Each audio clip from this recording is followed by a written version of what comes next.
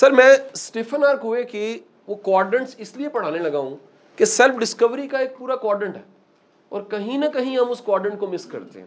وہ کہتا ہے کہ جی آپ کی زندگی میں یہ 4 چیزیں ہیں, 4 کوارڈنٹس ہیں.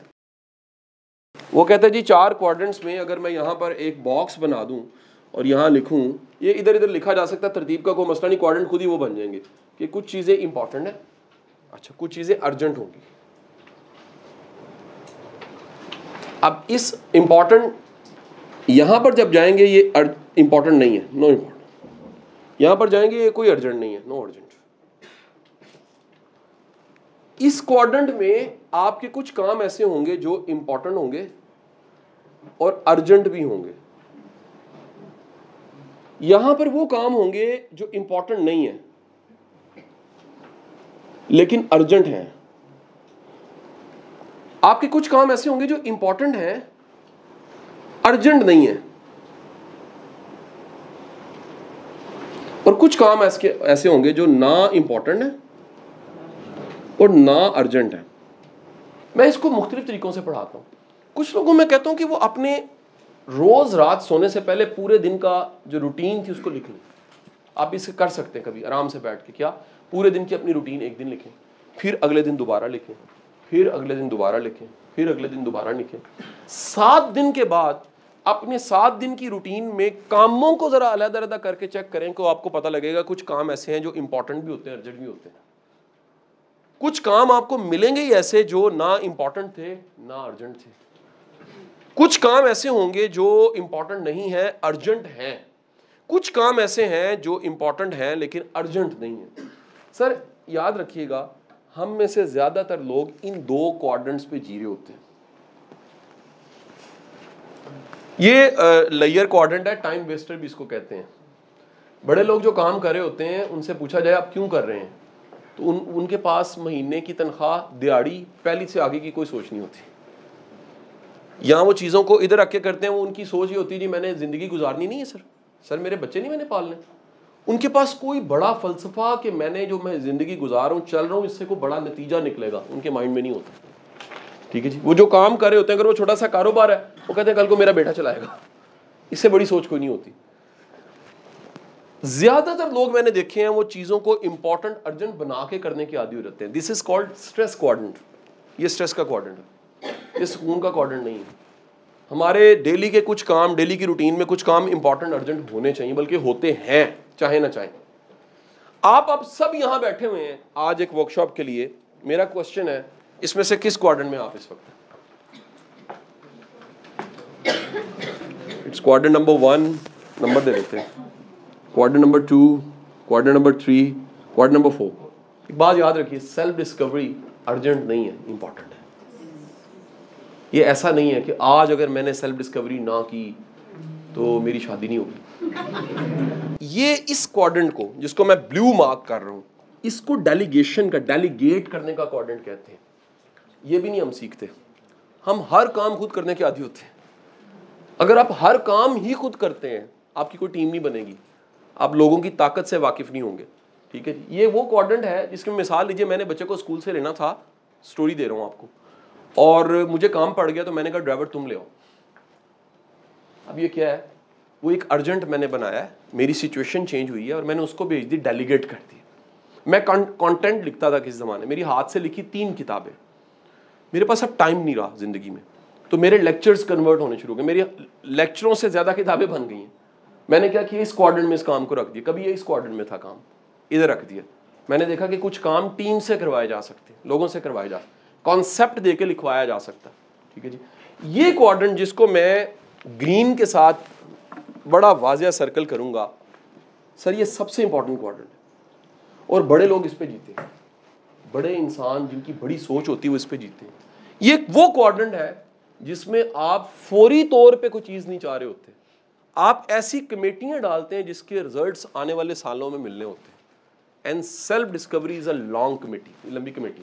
یہ وہ کمیٹی ہے جو شاید کہیں کسی زندگی کے وقت میں نکلے گی. آپ کہیں گے یار میں جس فلسفے پہ جی رہا ہوں, میں اپنے روز کے کاموں میں کچھ کام ایسے کر رہا ہوں جس کا کوئی رزلٹ میرے پاس نہیں ہے, لیکن کہیں نہ کہیں وہ کام اکٹھے ہوتے ہوتے کمپاؤنڈنگ افیکٹ میں آپ کو جو رزلٹ دیں گے اس میں سیلف ڈسکوری ہوگی.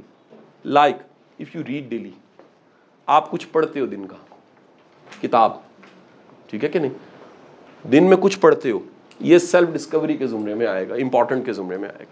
آپ ڈیلی ایکسرسائز کرتے ہو, یہ نہیں ہوگا ڈاکٹر صاحب نے لکھ کے دیا آج آپ نے واک نہ کی تو ہارٹ اٹیک ہو جائے گا, نہیں.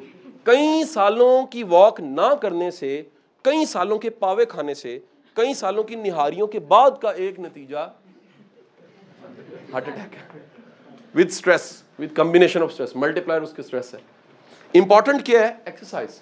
اچھا آپ نے کہا یار میں نے, میری خوشی آئی اور میں نے کہا جی میری برتھ ڈے ہے, میرے سارے دوست آئے, فیس بک پہ آپ نے پوسٹ لگائی, ٹھیک ہے جی. شام کو ایک بندہ آ گیا, کہتے جی مجھے پتہ لگا تھا کہیں سالگرہ. آپ کو پتہ لگا جی پچھلے کئی سالوں سے میں نے ایک غلطی کی ہے, میں فیس بک پہ دوستیاں بنا بنا کے تھک گیا, ایکچولی میں نے ٹائم لوگوں کے ساتھ انویسٹ نہیں کیا. امپورٹنٹ کی کیٹیگری. سوشل بینک کا ہونا اس کیٹیگری میں آتا ہے.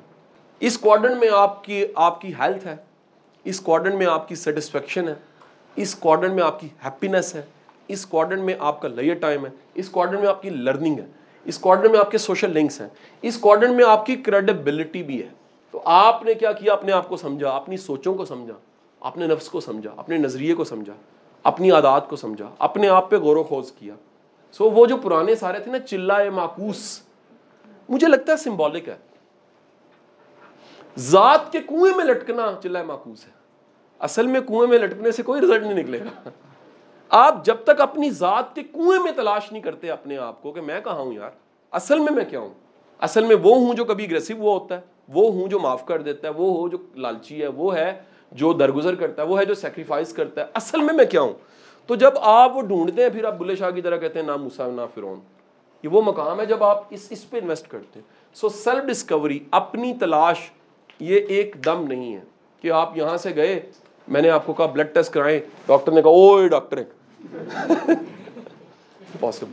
یا آپ کو میں نے کہا جی جائیں جا کے چیک کروائیں, آپ نے ایسے کل کے اپنا الٹرا ساؤنڈ کرایا, انہوں نے کہا جی ڈائناسور, تو بندہ نہیں ہے, تو ڈائناسور ہے بھائی. یہ نہیں ہو سکتا. یہ آپ کے کسی بلڈ ٹیسٹ, کسی یورین ٹیسٹ, کسی رپورٹ, کسی ان چیزوں سے نہیں نکلے گا آپ اصل میں کیا ہو. یہ آپ کا ایک لمبا کوشچن ہے. یہ آپ نے انویسٹ کیا ٹائم, سمجھا, جانا, اپنی کمپنی کو سمجھا, اپنی سوچ کو سمجھا, اپنے نظریے کو سمجھا, اپنے رجحان کو سمجھا. یہ بڑی امپورٹنٹ چیز ہے. اپنے رجحان کو سمجھے کہ یار میرے اندر رجحان کیا ہے, میں خود بخود کن چیزوں کی طرف چلا جاتا ہوں, کن چیزوں میں کمفرٹیبل فیل کرتا ہوں, کن لوگوں میں رہ کے اچھا محسوس کرتا ہوں. اور میں آج یہ اظہار کروں گا, اعلان کروں گا, آپ کی زندگی میں آنے والے رول ماڈلز, انسپریشن, وہ آپ کا آئینہ ہوتے ہیں, آپ ان کا آئینہ ہوتے ہو. یہ ہو نہیں سکتا کہ آپ جس سے متاثر ہوئے ہیں اس کا رنگ آپ پہ نہ چڑھے. اسی لیے میں کہتا ہوں, یہ ہم کل بھی پرسوں کسی اسکول میں بیٹھے بات کر رہے تھے, بچوں کو انٹریکٹ کروانا چاہیے, ملوانا چاہیے سب پروفیشن کے لوگوں سے. بچے نے کوئی ایس پی دیکھا ہو, کوئی جج دیکھا ہو, کوئی وکیل, کوئی رائٹر دیکھا ہو, ادیب دیکھا ہو, کوئی طارق بلوچ سرائی دیکھا ہو. ریئلی ہر پروفیشن کا بندہ جب بندہ دیکھتا ہے تو ڈھونڈتا او یہ میں ہوں. کیا میں نے کہا جی, اس پہ یہ اتنا بڑا تھیسس ہے بھائیوں اور بہنوں. اس پہ رومی نے ایک بڑا کمال کا واقعہ سنایا ہوا ہے, ایک کہانی سنائی ہوئی ہے, کہانی. انہوں نے, رومی کہتا ہے کہ جی وہ ایک شیر کا بچہ بھیڑوں میں رہنے لگ پڑا, وہ رہتے رہتے بھول ہی گیا کہ میں شیر ہوں. اس میں وہ ساری کی ساری عادات آ گئیں کس کی, بھیڑوں والی. ایک دن اس نے شیر دیکھا, وہ شیر دیکھا تو اس کے اندر کا شیر جاگ گیا. آپ کے اندر کا ٹیلنٹ, آپ کے اندر کا ایک شیر وہ سویا پڑا تھا, ٹھیک ہے جی, اس کو بیداری مل جائے. اس لیے غفلت اور بیداری کو اس سینس میں لیا جاتا ہے صوفیزم میں. وہ بیداری کیا ہے جس میں آپ کا وہ اصل جاگا ہے جس کے لیے آپ آئے تھے. غفلت کیا ہے, آپ بظاہر جاگے ہوئے ہیں لیکن وہ نہیں اندر سے جاگا جو آپ کا اصل ہے. تو آپ کی بیداری زندگی میں اگر آ جائے, یہ امپورٹنٹ چیز ہے, ٹھیک ہے جی. اس کوارٹر میں پرماننٹ نہیں رہا جا سکتا, یہ یاد رکھیے. اس میں جانا چاہیے, نکل آنا چاہیے. لیکن یہ پھر میں کہہ رہا ہوں, جو جتنے بھی ہمارے بھائیوں اور بہنوں کو 40-50 سال کی عمر میں بلڈ پریشر کی گولی کھانی پڑتی ہے, وہ پرماننٹ اس کوارٹر میں رہے ہوتے ہیں. ایک کوارٹر میں نے بتایا جس کو میں نے خود شناسی سے آج جوڑا ہے. یہ کوارٹر کیا ہے؟ اپنے آپ کو جاننے کا کوارٹر, امپورٹنٹ پہ انویسٹمنٹ کا کوارٹر, اخلاق سے ملنے کا کوارٹر, شائستگی سے ملنے کا کوارٹر, ٹھیک ہے جی, سلام کرنے کا کوارٹر, حیاداری رکھنے کا کوارٹر, محنت کرنے کا کوارٹر. کچھ ایسی چیزوں پہ انرجی لگانا, کلوز کر رہا ہوں, ایسی چیزوں پہ انرجی لگانا جن کے رزلٹ فوراً نہیں. ایسے کنویں کھودنا جن کا شاید پانی آپ بھی نہ پئیں, کوئی اور پی لے. ایسے درخت لگانا جس کی چھاؤں میں آپ نہ بیٹھیں, کوئی اور بیٹھے. اگر یہ مزاج آپ میں آئے گا تو آپ کے لیے خود شناسی آسان ہو جائے گی. لیکن بھائی اگر صرف وہ, مجھے بڑا اچھا جملہ لگا ہے, ہمارے دوست کیسر عباس صاحب نے کتاب میں لکھا, وہ کہتے ہیں اس قوم کے زوال کی سب سے بڑی وجہ ایک ہے, وہ دیہڑی کی سوچ ہے. ہم بندہ پہلی سے آگے سوچتے نہیں ہیں یار. جس بندے کا ویژن ہی صرف سیلری ہے, پہلی ہے, سال کا انکریمنٹ ہے, وہ ترقی کیا کرے گا زندگی میں؟ وہ تو جاب ڈیپینڈنٹ ہو گیا.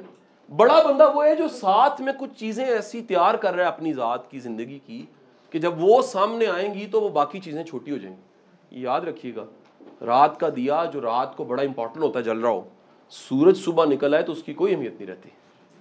آپ بڑے ہو گئے ہیں تو آپ کے کام چھوٹے ہو جائیں گے خود ہی, آپ کی نئی پہچان ہو جائے گی. آپ ذرا جا کے سرچ کریں, میں ہمیشہ کوٹ کرتا ہوں کہ آپ میں سے کم لوگوں کو پتا ہوگا احسان دانش صاحب مزدوری بھی کرتے رہے ہیں, بہت بڑا شاعر تھا.